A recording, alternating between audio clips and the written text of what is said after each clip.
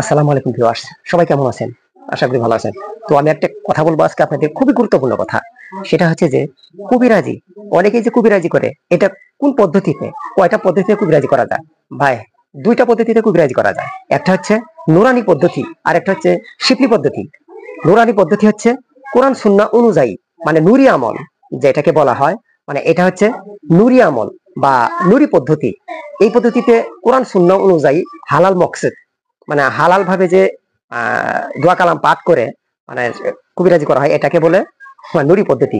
আর শিপলি পদ্ধতি হচ্ছে সম্পূর্ণ শয়তানি পদ্ধতি, মানে শয়তানকে খুশি করে কবিরাজি করা হয়। যেমন কুফরি কিছু মন্ত্র আছে, তন্ত্র আছে, কুফরি মন্ত্রগুলো পাঠ করে তারা কবিরাজি করে। ভাই, শিপলি পদ্ধতিতে কোনো কবিরাজের কাছে আপনারা মোটেও যাবেন না। দেখবেন যে লোকটা আসলে নামাজ পড়ে কিনা, 5 ওয়াক্ত নামাজ যদি পড়ে তবেই আপনারা ওই কবিরাজের কাছে যাবেন। তো আর শিপলি পদ্ধতি যে কবিরাজি করে তাদের কাছে যাই যাবে না ভাই। তো ভিডিওটা যদি ভালো লাগে তো লাইক শেয়ার করবেন। আজকের মতো বিদায় নিচ্ছি, আল্লাহ হাফেজ।